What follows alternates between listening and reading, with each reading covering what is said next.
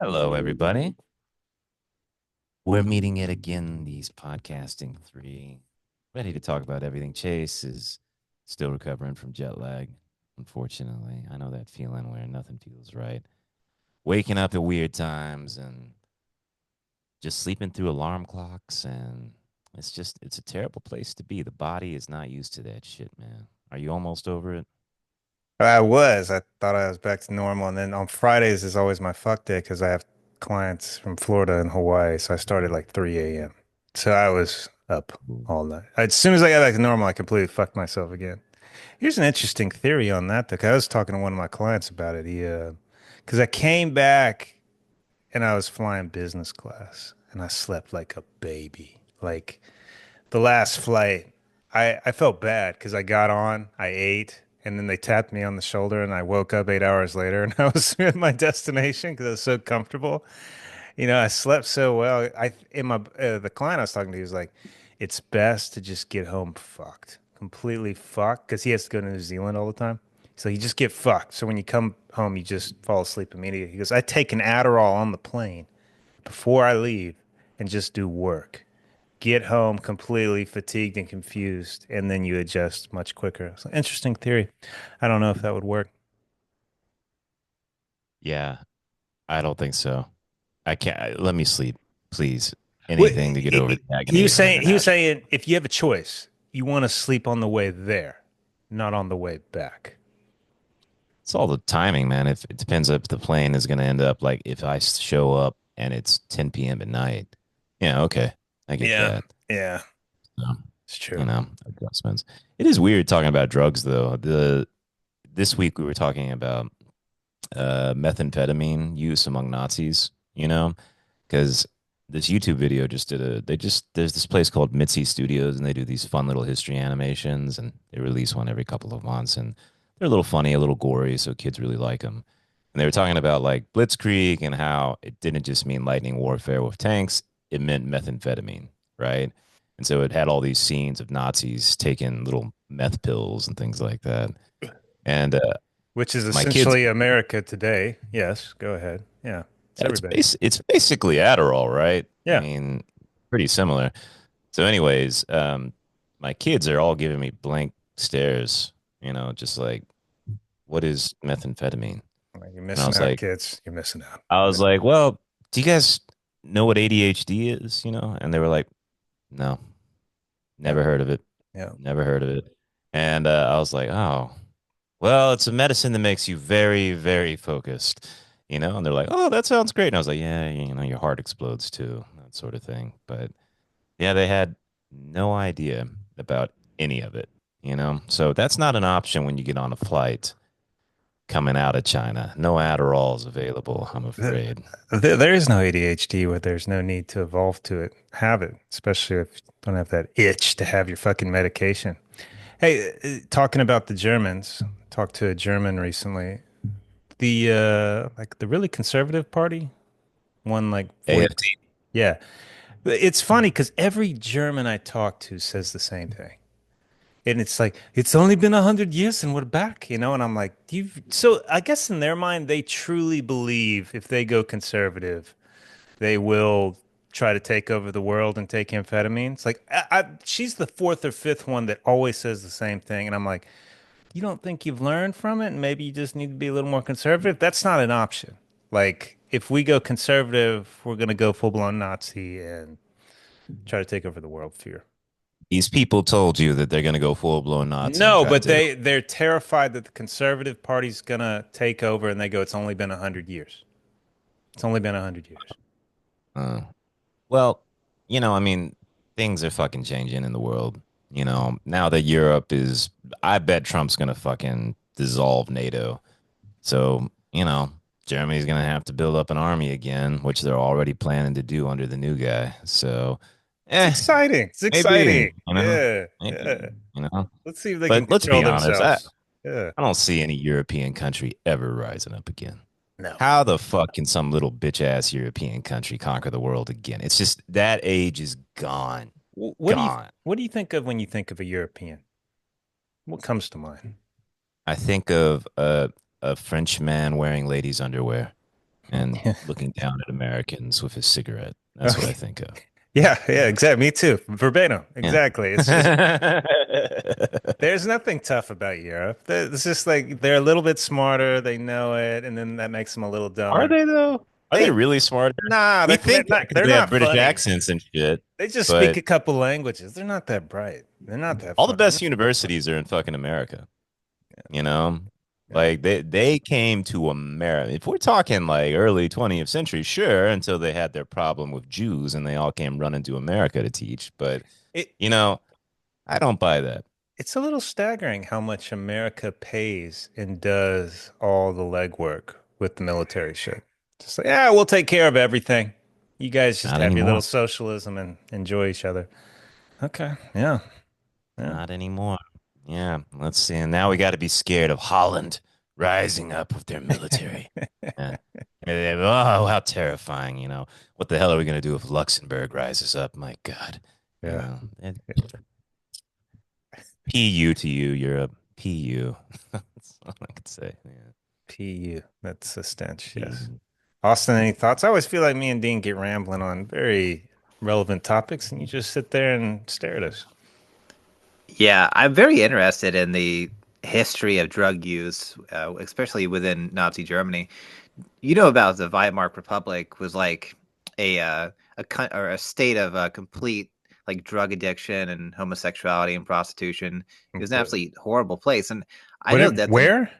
the Weimar, What? That's right? all. Dude. Dude, that is so fucking wrong. What is the A Weimar Republic? stereotype.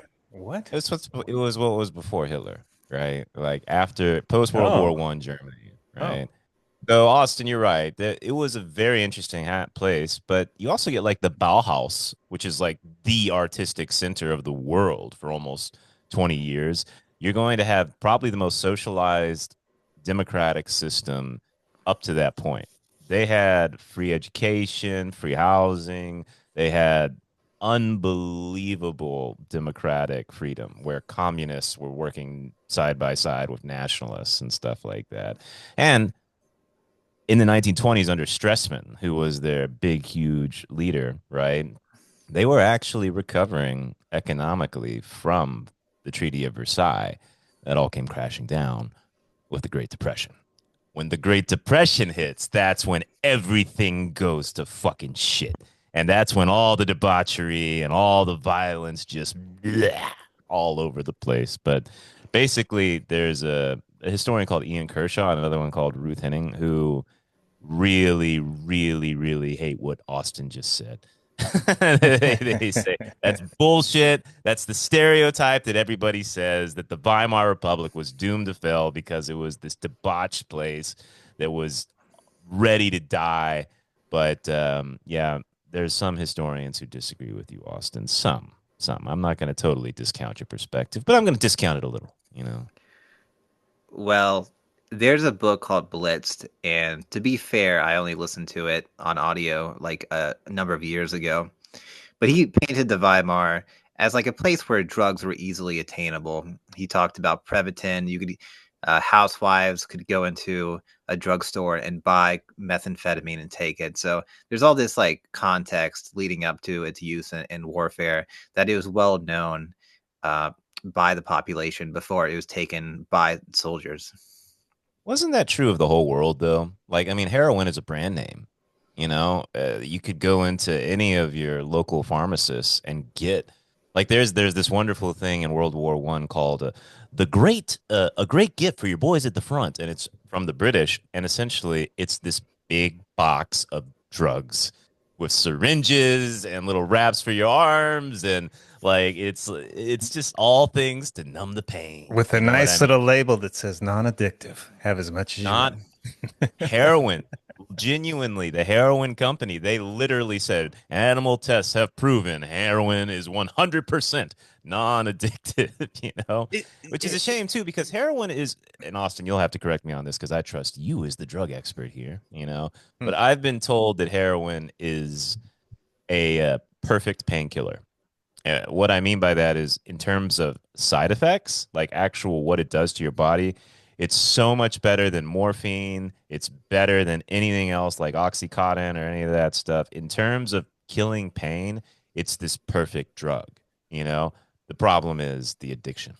Like people, it's the addiction that makes people. Austin, have you heard that? I don't know if that's true or not. I don't know if I've heard it talked about in exactly those terms. It's definitely up there as far as being one of the more euphoric opioids available, and it's still prescribed in places in Europe. I think it's only Yeah. not prescribed in the U.S. because of the social context that people look at it as this horrible thing, but really put next to oxycodone or Dilaudid or any other opioid, it's probably really not that much different. Like I never found it to be exceedingly different than any of the other stronger opioid medications out there. You did heroin. Well, yeah, I did smoke it. I never injected it though. What was the difference? How would you describe it? Well, I mean, it felt amazing and it was incredibly euphoric. But what made it unique and what kind of makes it hard to compare is I didn't smoke anything else, but I did smoke the heroin. So the means of taking it changes the effects somewhat. So I can't make it like a direct comparison. Like I like snorted oxy, that I snorted heroin, that I snorted Dilaudid.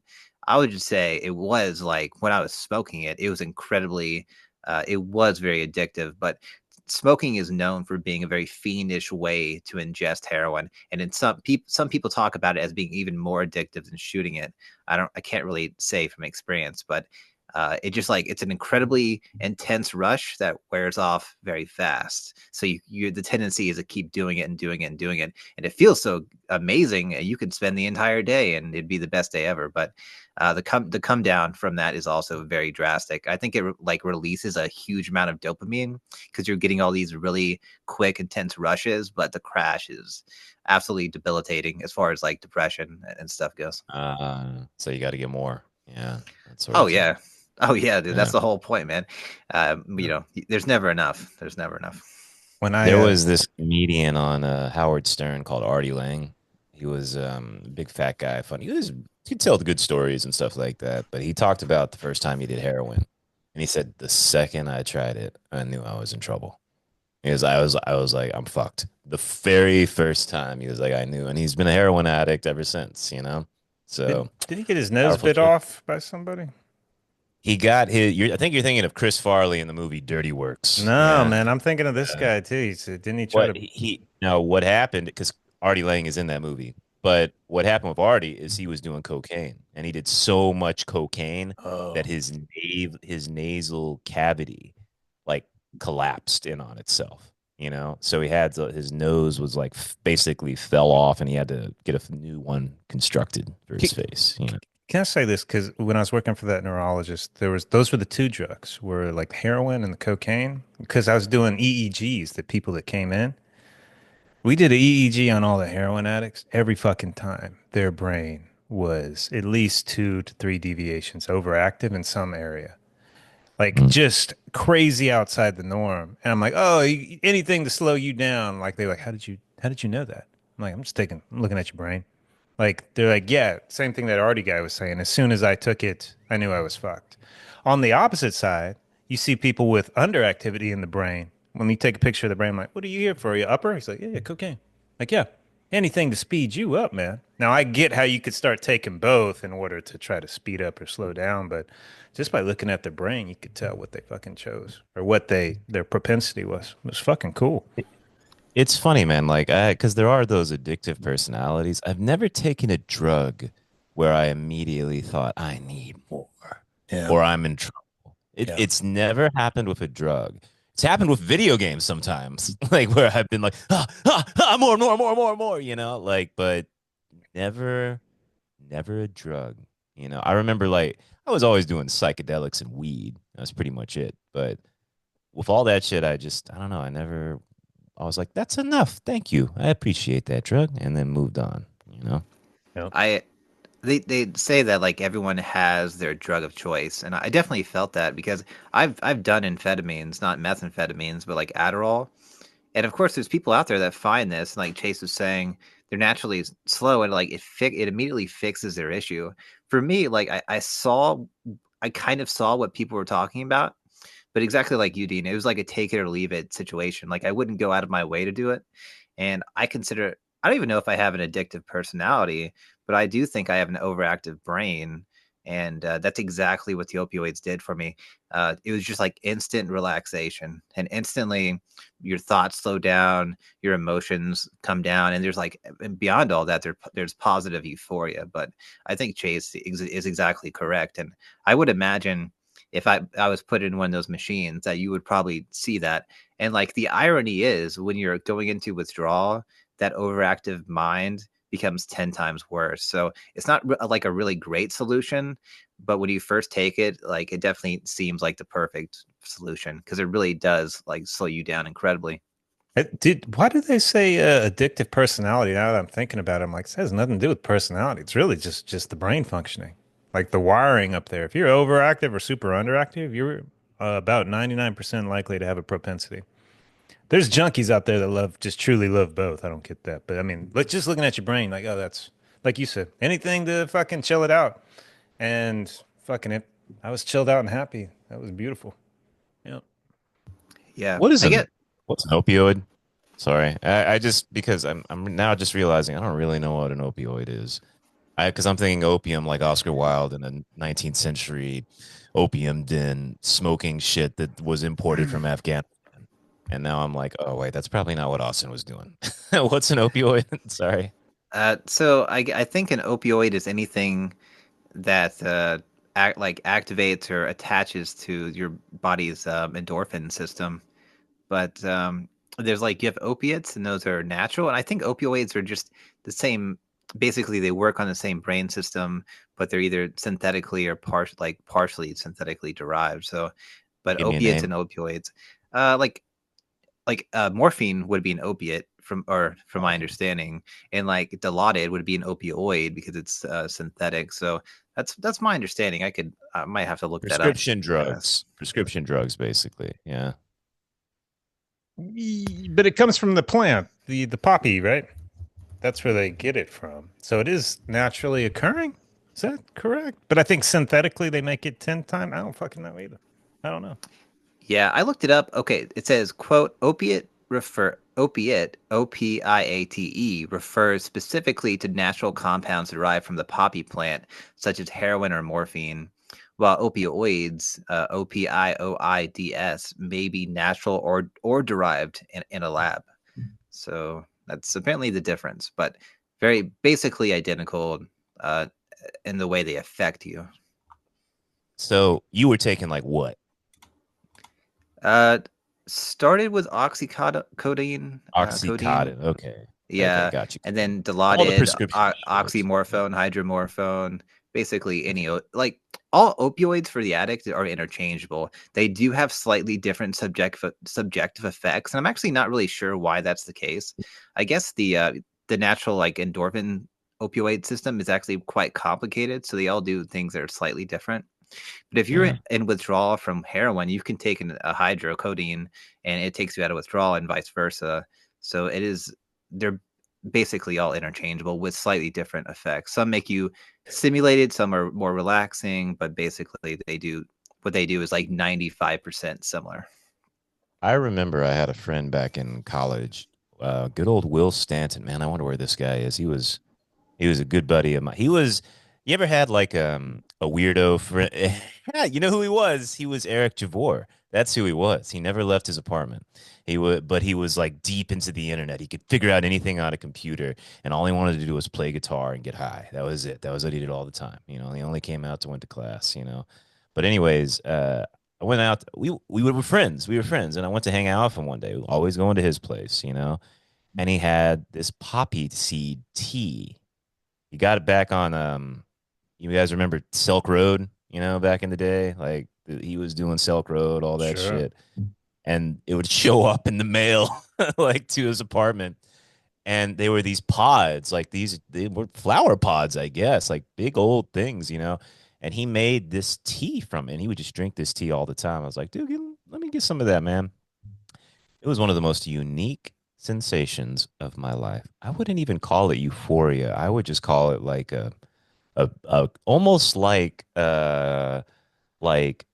shrooms or something. Like it was a gentle perspective shift, where just everything seemed a little more light and positive. It was great. And he was on that shit all the time. And that was the natural form. Hmm. I'm kind of curious about drugs in their all natural state, kind of shit they can do. That was a cool Yeah, experience, man.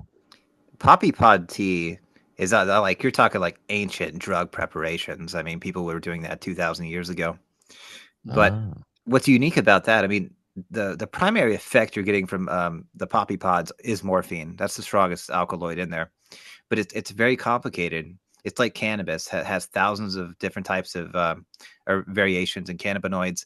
The poppy pod has like more than 20 alkaloids in it. Some of them mm, are related to nicotine.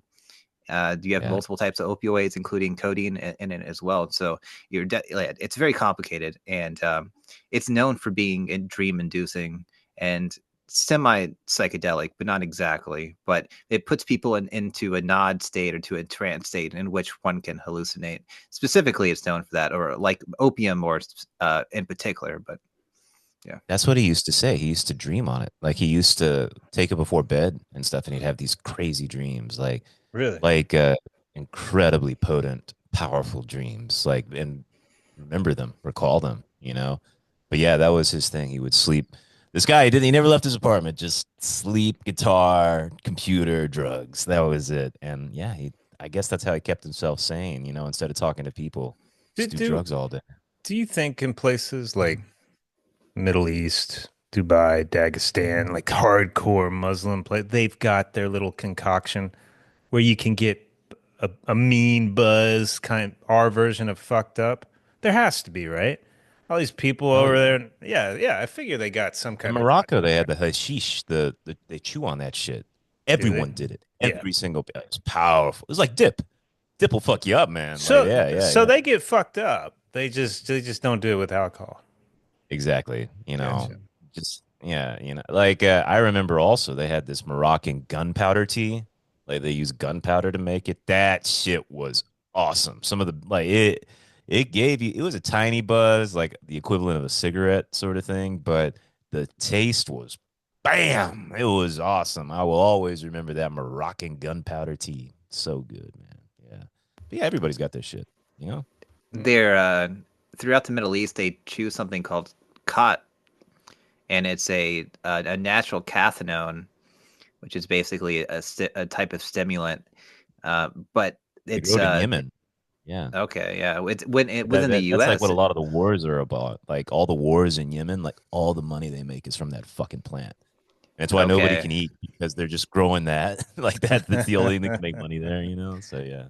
yeah. It's known. Its synthetic counterpart is known in the U.S. as bath salts, but it's Whoa. obviously a lot. It's concentrated, potent, and I think it's a different type of cathinone than is found in khat, but structurally very similar. I think the difference is like the difference between like morphine and heroin. Very slight change in the chemical structure, but basically does the same thing. Like when the Middle Eastern people, like the guy who's leading the crusade, the Mohammedan, the Caliphate crusade, and he's going, "Ah, la, la, la." Is he saying something? Is that an Arabic word or is it just I'm high on my cut or my curd, whatever it's called, and that's the expression of my high, I you did. know? I mean, I was just thinking. Austin said bath salts. The only time I ever heard of bath salts was like getting overheated and trying to eat people. That's it. Salt is yeah, that's what I'm saying, man. Like imagine a Mohammedan crusade Sounds smelled like very bath Muslim. salts. Yeah, You know what yeah. I mean? Yes, cut off all the heads, convert to die. La, la, la, la. Like man, bath salt crusade. That's powerful shit, man. That's fucking terrifying. It's absolutely terrifying. Yeah. But That's you know what, what but that's what they were saying about the Nazis. They were all fucking meffed out. you know what the worst drug is? Now you guys have heard of heroin. Have you ever heard of heroin? No, it's like Halloween. There's, there's this fantastic Australian comic, and they fucking eat these cookies. This is comic. It's a cartoon, And the guy, Dean, I'm not going to do it justice. What does he do? They get a phone call. It's probably the greatest phone call Um, I've ever seen in my it, life. Yeah. it's a cartoon, but basically, this Australian guy named Les and his Sasquatch buddy called Sassy. They've just eaten some weed cookies and they're super stoked because they're about to just, chill In the out, cinema. watch. They're in the cinemas. Yeah. Yeah. Yeah. And then all of a sudden, Les gets like a phone call, you know, and he's like, it's the guy who sold us our shit. And he's like, Donnie. Donnie, what's up, man? And he's like, Jesus, thank God I caught you. Thank God I caught you. It's not too late. He's like, listen, man, those fucking hash cookies, don't eat them. For God's sakes, don't eat them, you know? And he's like, what do you mean? What do you mean don't eat them? Why not? He's like, I accidentally gave you the Halloween cookies, man. Halloween, you know? And he's like, what the fuck is heroin? You've given us heroin cookies now, man. It's Halloween. Halloween's fucking worse. And it's the most wonderful you're fucked feeling you could ever imagine, you know? Actually, Austin, has anybody ever drugged you? You know what I mean? Like somebody got you high and you did not know. You know what I mean? That ever happened to you? Yeah, at a very early age. I think I was like 14 or 15. I think I smoked a joint that was laced with cocaine, but Oh I my never God. verified that. Didn't really do Only in much Huntsville, more than Alabama. regular Yeah. weed. God knows what it was, but no, not never in a malicious sense. And maybe I got like, heroin that was like mostly sugar. Like that would be the only thing I could say. Yeah. Yeah. I have never had that experience, but if I found out like somebody just told me like the famous example of like teachers in America where some kids left some super high marijuana muffins or cookies in the teacher's lounge, you know? I'm just like, hey, Yeah. just thank you. Can you imagine being at work and then suddenly it hits you? Like suddenly you've been thrown off a cliff and you have no idea. Th- I can't imagine anything more horrifying, you Those know, are like not those being prepared. those are some of my favorite like 911 calls when I listen to them online. It's like, yeah, I am a substitute teacher and we confiscated these cookies from our student. Me and my wife took these. We think we're gonna die. I'm like total novice, first time fucking eating too much on the fucking. You know, dude, this really pisses me off about the marijuana field. So I was in Thailand and it's all legal. It's fucking legal. And every time, Everywhere. I went into the shops, all I saw was white people. And I was talking to the local. I was like, dude, you guys got weed? Do you guys use this? No, we don't use that shit. Fuck that shit. Like, what? They all tried. And they all tried edibles. And those edibles are Oh so yeah. fucking powerful. They're like, yeah, they gave me a bag of gummies. I took one and I thought I was gonna die. Like I didn't know Yeah. where I was. I was It's because confused. their tolerance is nothing like the Western tolerance, Why would man. you be You know? selling people shit that you know if they take one, they're going to go insane? And then their whole perspective now is, I don't know how you do that shit because when you smoke, you go insane. I'm like, man, it's a Yeah. beautiful thing, smoking, and they've totally ruined it for you. Pisses me off. Austin, Yeah. did you hear the story about when I took Ian down to Thailand? No. Dude, I take him down there. I'm like, I want to get you try weed for the first time ever. You know, no, no, no. This was after Hawaii, I think. But so Chase gave him a little try, tiny buzz, and he was like, "Oh, this is nothing, no big deal." We go through a market in Thailand. They're selling these cookies and stuff. And I asked the lady, I was like, "How powerful is one of these cookies?" You know, and she's just like, maybe split it between the two of you and stuff like that. Ian, he's got these fucking balls. He's like, "Nah, bullshit. I'll take a whole one. You take a whole one too." You know. We go to this aquarium Chase told us about. The second we go down the escalator to go into the aquarium, he collapses on the floor and starts vomiting. You know, and I was just like, what do I do? And I'm fucking high too. And I'm like, he can't walk. I have to fucking carry him. You know, and we just trying to make it out of this big ass mall, like the biggest mall in Southeast Asia. And I'm dragging him, and there's people looking at us and stuff like that. And I'm like, oh God, they're looking at us, but also they know exactly what's going on. You know, like they took too much weed. And I literally like go outside, like, I need water. I have to have water. I'm gonna die if I don't get water. And we're outside the mall. I was like, okay, I'll go to a store. You just stay here. He's like, I can't move. And I go and I like go halfway down a block to look for water. And I was like, fuck, I can't leave him alone. I can't leave him alone over there. And I come back and there's a fucking Thai police officer hovering over him, you know? And I'm like, oh my God, this is the story. This is when it all goes terribly, terribly wrong. He was cool and everything like that. Then we found a stall in the mall and we chilled in the stall for 2 hours as he hugged the toilet, thanking it for being so cool. You know, that's how strong this shit is. That's what these poor Thai people are going through, man. They The, eat a cookie. That's Dude, it. our father went through this. Our father went to a party and a buddy of his gave him a cookie and everybody thought the girl had a panic attack. Our dad's fucking high, driving him to the hospital, thinking she's gonna die. Like they had no clue. So I know this friend that sold it to him because I was there. His only black friend in the group, Ronnie, of course. Oh, And Ronnie. fuck Yeah. Ronnie. And Ronnie got me cookies one night. And I go, Ronnie, I go, hey, Ronnie, how much of this cookie can I eat and not get just fucked? I just want to enjoy myself. Oh, I'd take half. I'd take half. You'd be fine. I get home and I'm like, I don't trust Ronnie. I don't trust him. He was way too calm. I took, I broke it in half. I took like like a fucking bird, just a little nibble, a nibble, set it down, was gone. I was in control, but I was gone. If I had taken half, I'm pretty sure I would have jumped off the balcony.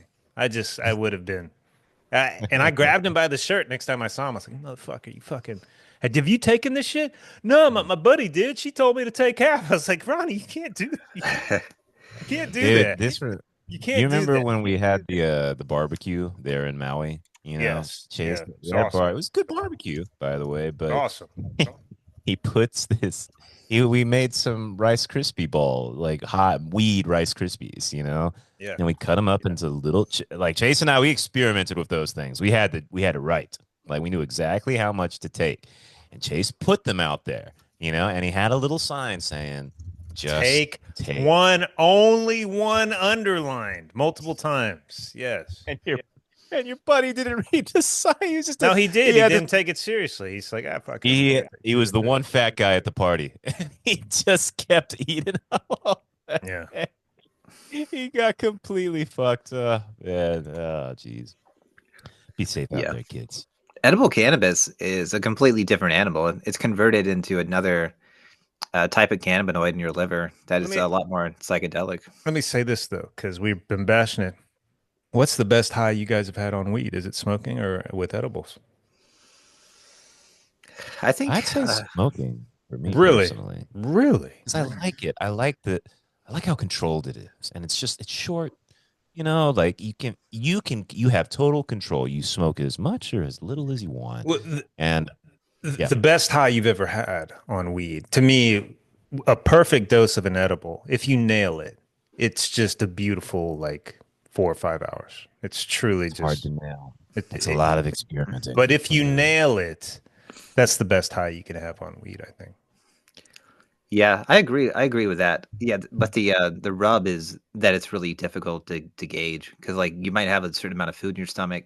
Yep. What I tend to do is I take a very light dose of an edible and then I'll smoke on top of it, Hmm. and it'll allow me to reach like very good results. Because I've noticed that edible cannabis is more of a body high, and when you smoke it, it tends to be more in your head. So it's actually a very nice synergy. But I want to. There are certain people that cannot digest cannabis when they eat it. Like they can't convert it into the chemical like normal people convert it into. So they might take an entire cookie and not feel anything. My friend Brian is like the perfect example of that.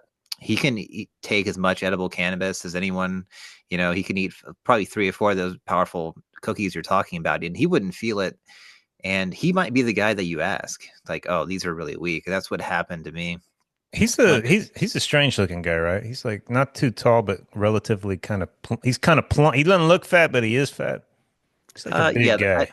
yeah, you're pretty close. I think he's lost a little bit of weight, maybe since you've seen him, but he's that kind of character. So we made brownies, and he eats a brownie, and he eats a large piece, and he's telling me he's like, hey, like he's acting like he did nothing, and I made a huge mistake, and I believed him, and I kind of forget that I'm actually kind of sensitive to cannabis, so I ate like a normal sized brownie, and within 30 minutes, I'm probably higher than I've ever been in my entire life, like of my Damn. long career of cannabis use. So I just felt it building every minute. It was getting worse and worse and worse, and it culminated with me just laying in bed in the dark in the fetal position, crying, thinking Yeah. about how everyone I love in the world is going to die one day, and I just could not stop crying. It was absolutely horrific, and I'd rather be on a high dose of mushrooms any day because I feel like the mushrooms are healing and therapeutic, but high doses of high doses of cannabis are just scary, like and Yeah. sinister and not fun at all and not edifying. I wasn't having any really like moral realizations or insights into myself. I was just sitting there crying for the most part. I think I might have said like I need to treat people better. So maybe I did get a little bit out of it, but I don't think the insight was worth the amount of suffering that I went through. If So I came That's over to your why people house, die. well, if I came Yeah, over go to ahead. your house and I heard that Austin, where's Austin? He's in the closet in the fetal position crying. He took too much weed. But yeah, yeah, okay. All right. That's where I'd be I know too. many people who've had experiences like that on weed and they've never touched it again. Yes. Many, But many people. the majority of people, Yeah. I tried it once and it put me in the closet in the fetal position. I will never touch that shit again. The weed industry has failed people. If you sell Yeah. people an edible, it better be fucking underrated. It better be just a mild. Mhm. They fucked it up. I'm very disappointed in them. That's why I took so much pride in I experimented with my weed. If I made an edible, I took it and I cut it into baby little bites. So anyone that took it, like first time, you're not going to freak out. In fact, you might just barely feel it. That's what you want. You want to ease people into shit, man. What the fuck are they doing? They they fucked it It's all such up. a shame too, because like somebody can be a regular, like a normal, very practical weed user and one experience like that and they're done. Like Scott, my old ex-boyfriend, who I'm still in contact with, he had an experience years ago and we used to get high every day like that was my pothead phase. Like I was in grad school, we get high and we had some great times, man. Like we would, first of all, fucking on high was great, but second, we also just hanging out, listening to music, talking, conversations, playing video games, just good times, good memories, things I remember, all enhanced by weed. And he had that one bad experience. He has not touched it in fucking 8 years. 8 years. It was a Yeah. whole part of our lives, and now it's gone forever. It's just shocking to me that that can happen. I feel like I've lost something Let, because of it. let me well, you've been in China too. You can't smoke. But let me ask you this. Cause I took an Asian buddy. You went there once. My buddy in Vietnam, Keone, the anime Sure. guy. You go over and watch it. It's a nice night. And Oh, Keone. he had an obligation, and I ran into this in college with people with marijuana. Like I hung out with I had a drug addict friend, a drug dealer friend with the weed. They all had the same mentality. Oh, it's your first time smoking? I'm gonna get you ridiculously high. And I Mm. hated that philosophy. I was like, this is the wrong thing to do because if you get someone too high, you can ruin it for them. Even smoking, you can truly ruin weed for them. And it's almost like, no, it's your first time. We're gonna get you super fucking high. We're gonna get you fucked up, man. I'm like, no, you want to ease them into this. You want to make sure they have a good time the first time. They don't. A lot of people don't subscribe to that, and it's a mistake. It's a big mistake, man. Yeah. I have had the pleasure of taking people on psychedelics for the first time because I was kind of known for acid in college, Okay. and I even sold mushrooms for a little bit under the tutelage of your brother Austin. You know, um, I it was a small thing. I only did it for a year, and I kept fucking it up. But I grew like several. One time I got like 100 grams from a harvest. You know, but anyways.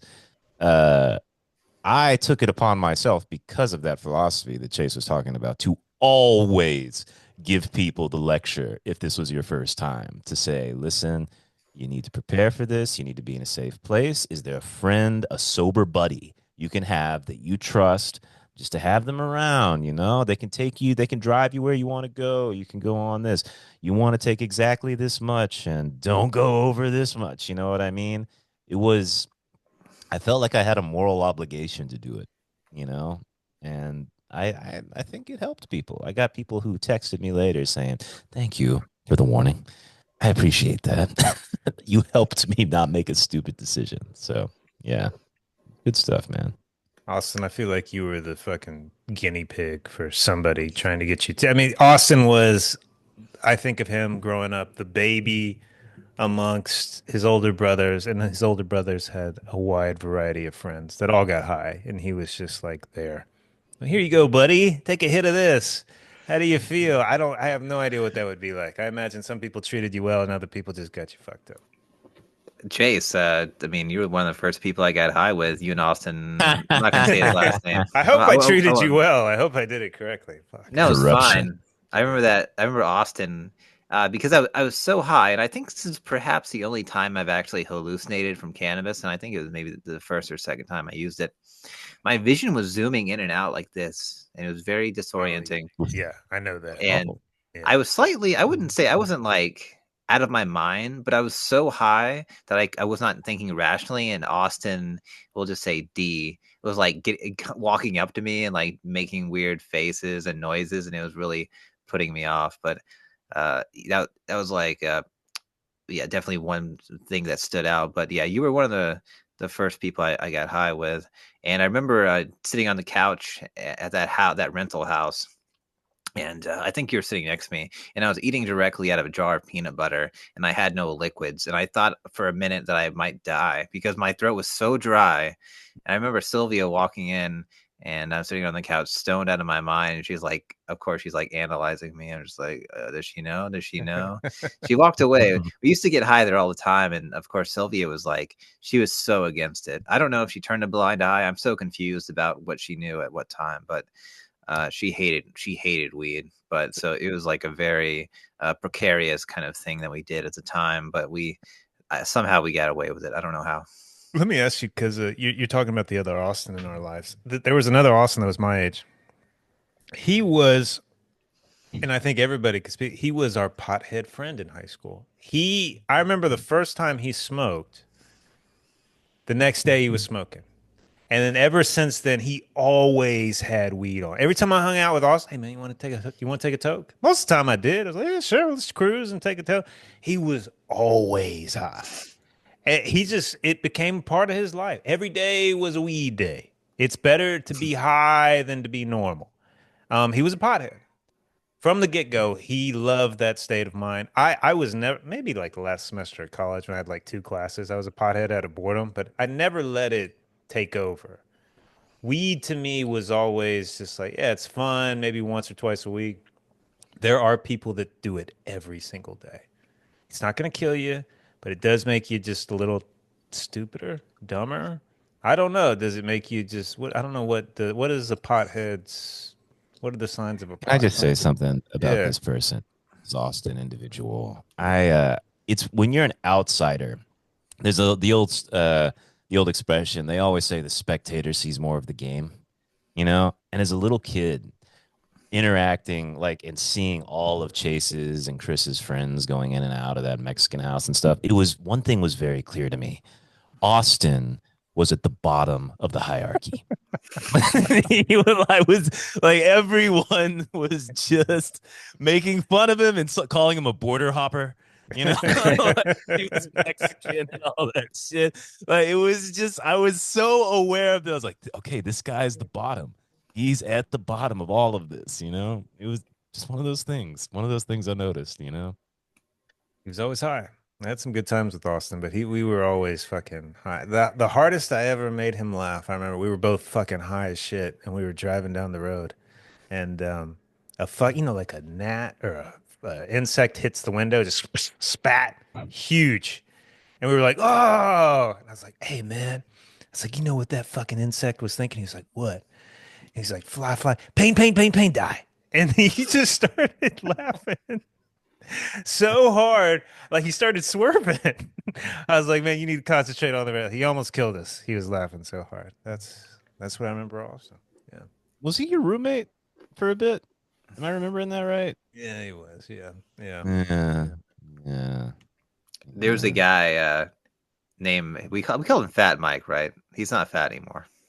He Do you was know what I'm fat. talking about? Absolutely, man. Fat Mike was Word. probably the best athlete you've ever met in your life. You had no idea. Yeah. Fat Mike. Yeah. As a youth, we used to hang when I was a little bit younger than he was, but we used to smoke weed together. And I remember one day we were driving down Bailey Cove, and I think he was driving a Mustang at the time, and he was hitting a bong with one hand and holding the steering wheel with the other hand. And I was lighting his bong for him in the passenger seat, and a cop drove by. And I think that was the closest I ever got to being arrested and caught for all the shenanigans. I should have been caught many times. I think there's like there's a huge like portion of chance, like I should have a record and I just happened to get away clean. But I always think of that like as one of the closest calls I've ever had with Mike there with me. Oh man, I'll share a story about that close call when I was in high school, and this is all because Chase got me high when I was in fucking eighth grade.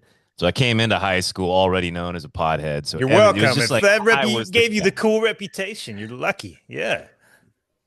so anyways, I was maybe in I don't know 10th grade or whatever, and just dumb, stupid. I got weed, and people can smoke with me. So my school's in the middle of downtown Dallas, and we get this idea: let's go to the top of the parking garage, get high. We'll be able to look out into the streets, and we'll just be great, And Dude, right on. That in sounds our like a good idea. school, Yeah. we're in our Yeah. school uniforms, fucking ties and khaki pants and button-down shirts and all that shit. It's me, this little Mexican girl named Pilar, and my buddy Mikey, and we were all just sitting on our knees, Indian style, passing around a joint, no, passing around a pipe and stuff like that, having a good time, laughing. All of a sudden, this big black security guard comes marching up to us, and like it's that moment where your asshole goes cold and you're caught, you know, and I'm like, oh fuck. And he looks at us and he says, hey, you guys got to get out of here. You come with me.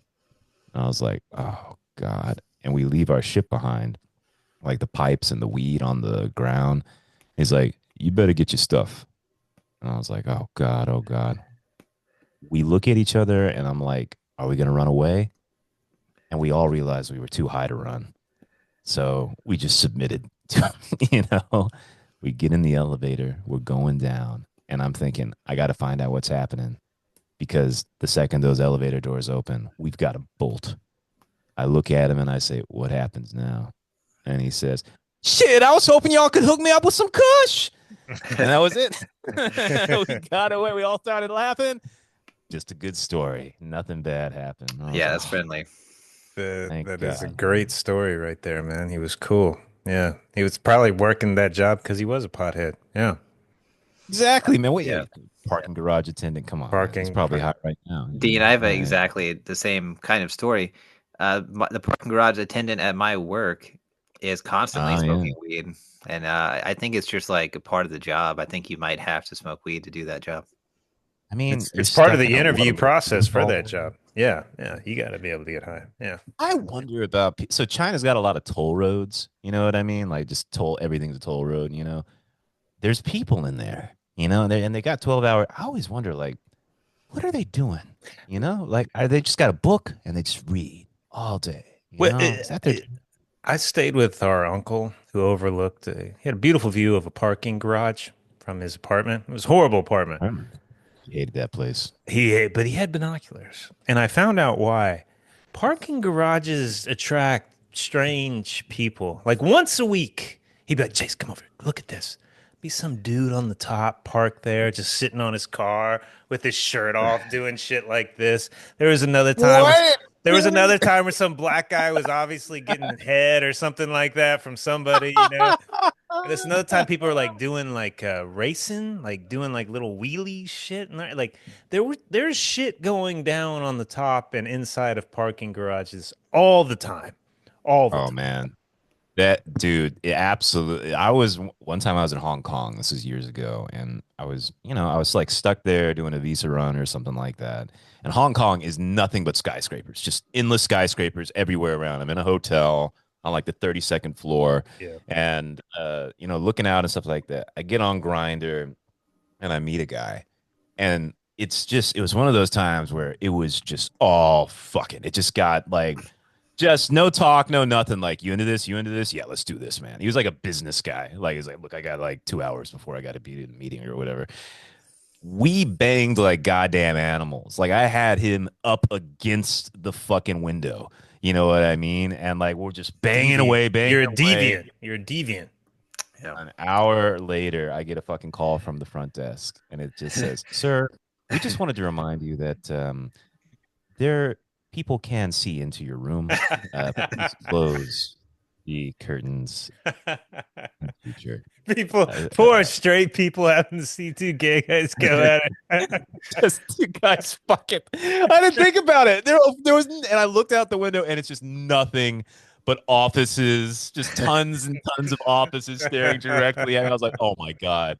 Then somebody was typing at their desk, looked to their right, and I was like, well, there's two guys fucking. Hey man, you remember that Adam Sandler CD he made, the audio where he's Yeah, there. man. These, Talking about tell that me the other what day. you hear here. Are these people working out or having sex? And there's those two of we're two gay guys fucking, and they're just whispering that shit to each other. I, can you imagine that just in your cubicle, just trying to get through your Wednesday, and you look over and see Dean just banging the shit out of some guy on the table. You're like, oh my God. That's just, Yeah. you That lose your became a core lunch. memory for someone, and Yeah. they probably see it all the time. I think that's probably the truth of the matter. But I It like to think they were jealous. I like could to have think turned like someone gay. Could have turned like someone I'm gay. I'm Yeah. fucking like this guy's banging away at 2 p.m. and I'm stuck in my cubicle hating my life, you know? Like 2 p.m. that's what That's I've early. tried to think, you That's know? early Yeah. for that level of Damn, I share everything. debauchery. That's early. Yeah. I appreciate the Not depth we debauchery. Come on, man. That was some just I was in touch with I was doing what humans are meant to be doing, which is fucking other people of the same sex. Yes, that's what I don't Yeah. know if that's what theology Yeah. says, but that They caught for the first time two humpback whales having sex. Do you hear about this? really no. where did Yeah, it's the first time it's ever been recorded. And Chase is not interested. I'm interested. Where did it happen? Well, he's Yeah. saying well, it like, well, have you heard of this? This is obviously everybody Because has, they've right? never seen it before. They've yeah, never seen it before, ever. yeah. Yeah. Well, first of all, it happened in the ocean. Second of all, Okay, thank you. the two whales were both male. Really? What? They're just like dolphins. They just fuck anything, Yeah, yeah? these Yeah. aquatic But mammals are wait, homosexuals through and through, man. wait a It's second. fucking wild. Like, how do two whales fuck? Are you telling me he took his whale penis up the ass of the other whale, or put it in the blowhole, or like, what's going on, man? How did this I'll happen? Explain to me the details. look, man. I'll be honest. I only read the headline. Okay. How can you only read the headline? That's something where you dive in. You find out every detail. Come Dude, on, they're not man. going to give you the details, dude. You're going to have to go to a biologist and have this explained to you, you know. CNN is First not of going to all, tell you how they accomplish the act. if I want views on my news article, that's where I begin. I'll be like, two whales mate. And I'll be like, one would think that the blowhole was the place of origin for two homosexual. Yeah, that's where I begin to get the views, man. But all right, fair enough. I thought that was interesting too. Yeah, I let me wanted to. read this is what the Guardian has to say. Quote, Him. humpback sex photographed for the first time, and both whales were male. Humpback whales have been observed having sex for the first time, and with this landmark moment having an interesting twist, the two whales were male. Despite decades of research on humpback whales, sightings of the male's penis have been rare. Oh, weird. Okay, sightings of the male's penis have been rare. Maybe they like crocodiles. They have an internal penis. You don't see a crocodile penis because it like folds inside of their body. I guess maybe whales are the same way. I remember Chase and I having this conversation once about dogs' penises, and Chase admired how they have it in like a little, like it's got its little pouch, its little thing that goes up into, you know, and then it just comes out when you need it to. You remember Yeah. that, Chase? It's very appropriate. Yeah. It's just, yeah, it's how it should be. Thinking of dog sex, I think of Thailand and drinking beer in Thailand. And they don't kill the dogs, they just let them run free. There's always Those soy dogs. dogs fucking. And the dogs, so what happens when dogs fuck? It's not a beautiful thing. They fuck and they get stuck. Then Yeah. they get stuck and they like the other The dogs are twist. trying to fuck and they're trying to lick it like loose and shit like that. It's disgusting. I'm just trying to drink a beer, but every single time I'm drinking with my buddies in the poor part of fucking Thailand, I have to watch these dogs just stuck together and watch this whore when she does fucking get free start fucking some other dog. And that's just what you watch all day. You watch Those dogs scared me, man. They were not afraid of people. They would come up to you with a growl, and I fucking kept my distance. I did not like those packs of dogs. Very yeah. scary. There's some you turn down the wrong road in Thailand, you could be in trouble with some dogs. I'm sure people actually die in some areas from dogs just eating them. Thailand had a darkness to it, man. Like there were multiple times where I felt uncomfortable. More so than Vietnam, Yeah. which is strange to say, Yeah. because I was in some fucking dank places in Vietnam, man. Like me and Duck back in the day, he was taking me to like hardcore Ho Chi Minh, like fucking deep poor neighborhoods.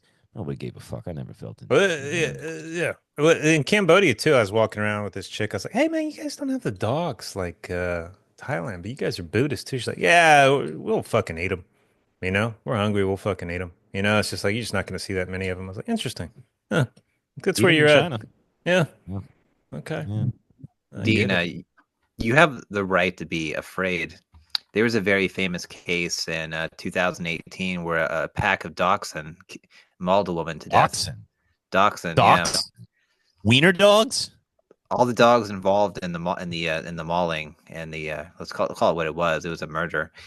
Were under 40 pounds. Let me read a quick thing from the New York Post. Quote quote. This is from New York Post. A pack of vicious small dogs mauled an Oklahoma woman to death, according to reports. Tracy Garcia was standing outside her home last week when what are believed to be her neighbor's six standard dachshund and terrier mixes and one border collie mix suddenly attacked her, leaving her with injuries so severe she later died. This is a bad situation, a very unfortunate situation, Carter County Sheriff Chris Bryant told KTEN. This is just a bad deal all the way around, unquote. So, yeah, pack of dachshunds and a border collie mix. So, yeah, dude, be careful when they get in a pack, man. They're dangerous. I imagine this like an obese woman that can hardly move, and these dogs just descended upon her and just, did what nature does, takes out the weak. Yeah. It is Yeah. interesting, man. Like this little man right here, like little poo poo, right? Whatever that He is. That rat, as our he dad calls it, a rat. he does not have fear. Fear does not exist in him. Like he is ready to fight anytime. You know what I mean? Like all Wu Yin smacks him all the time, like if he does something wrong, And the second he smacks him, he fucking bite like, bark, like bark, and put up his paws like, fuck you, man. You want to fight? We'll fight you. You know what I mean? And if he was a real bulldog, like a big bulldog, dude, like it could fuck you up. It could See, fuck you up. it's funny because our dad and Dean have the same breed. It's Yeah. essentially, very similar looking dogs, and it's just there's zero respect. Like our father, hey, you seen Dean's dog? What do you think? It looks like a rat. It's nothing like what I have. Look at this dog. There's zero They're respect. talking shit forever. There's there's My zero dog is respect. fucking my dog is perfectly trained, knows every command, fucking no leash required, and Genghis don't know shit. If I don't listen to anybody, he's just I didn't figure it out. I He's didn't got a figure it out. great personality though. He is you would love him. He's fantastic. He does want to kill other dogs, but he is a great dog. He doesn't run away. Never runs Yeah, away. Yeah. yeah, yeah. This dog doesn't want to fight other dogs, but he does want to fuck them. Hey, hey. Absolutely. Okay. All right. We've talked about some very fucking just low lying fucking just deviant shit. What is going on in the world? Do we need to hit on anything in the world? People seem to appreciate our perspectives on current events sometimes, man. Is anything going on that we need to touch on? Chase, I got a question for you, man. All right, Trump. Did you watch the speech? Parts of it. All right, he was funny. The parts where So he's talking about Doge and where's this money going? here's my question, right? Why does he go so fucking long? Like he's killing it with it was the longest State of the quote unquote State of the I Union wouldn't watch the whole thing. ever, Who would do that? ever. Yeah. And like I just feel like I don't know, man. Like I feel like he's kind of lost his edge for me, you know? Like I think the old man spirit is a little too strong with him. He needs some testosterone or an injection of something just to keep him a little bit sharper, quicker, all that sort of stuff cuz man, that shit got exhausting. Totally exhausting. He loves the stage. He always will. And I think even in the if Trump feeds on the moment, if he knows he's making you laugh, the speech just got 10 minutes longer. You know, it's Well, it's full of Republicans, you know what I mean? They have to laugh at anything he says, you know?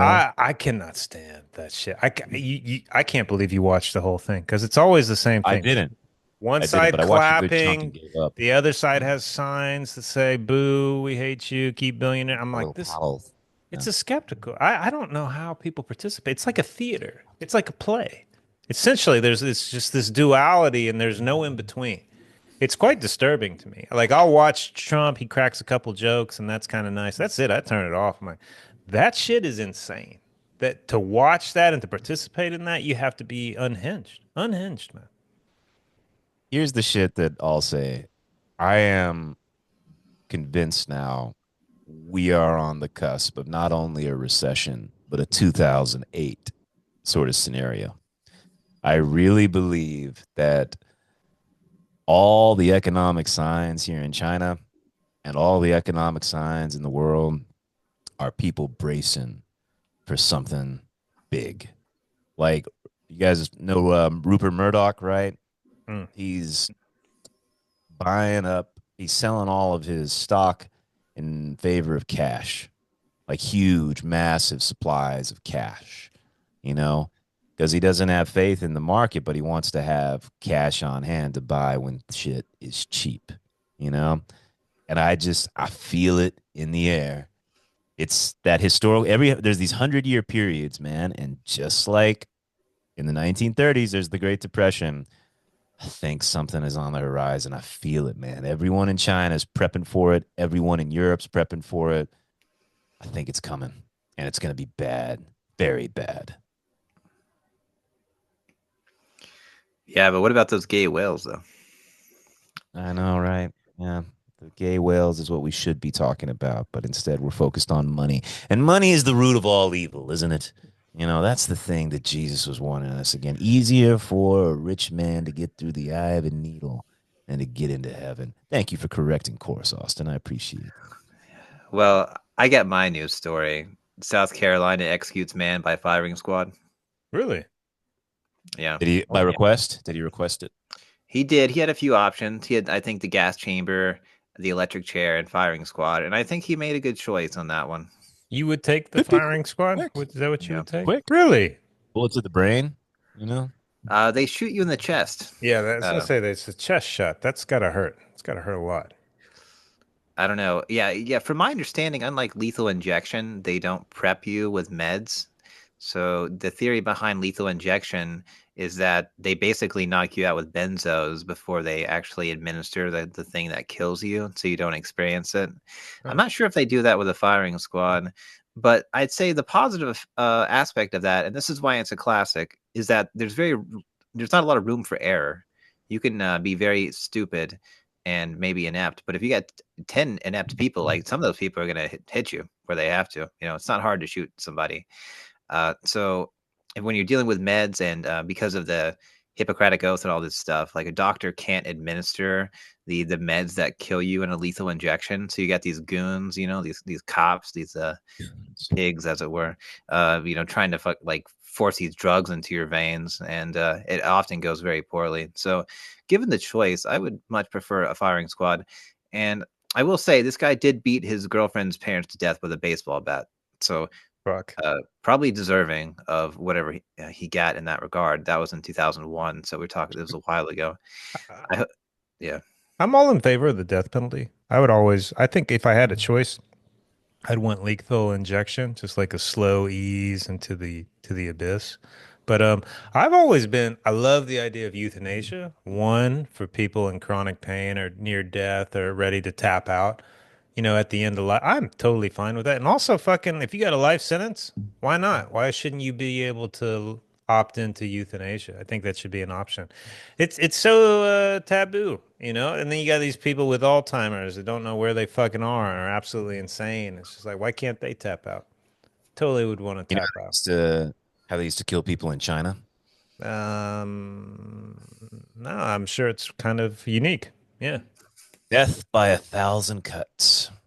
They'd put you up in the public square and cut you 1,000 times, and Ugh. you'd be alive for every cut, every Why? cut. To What is make up sure with that people people, know this is what happens if you break the law. You man? break the laws. Torturing. Look. If I gotta kill somebody, I can do it. But if I gotta torture somebody, no, I don't want to torture people, dude. Like to prolong and see someone in agony, just put a bullet in their head, man. Fuck.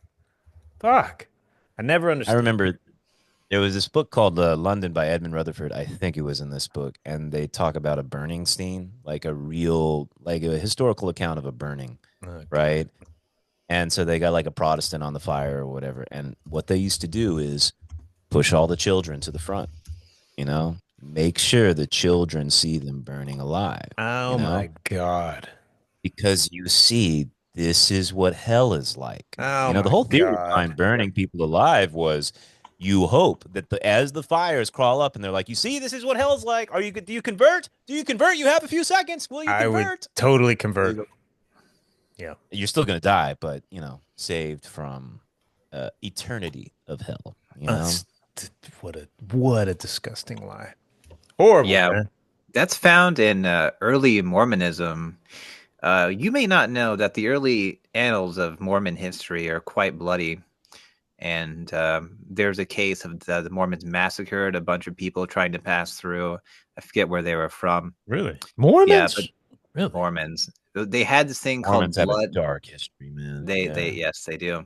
There's this notion of blood atonement, and it was okay to murder people because the theory behind it was that it was like a good thing because you kept them from sinning any further.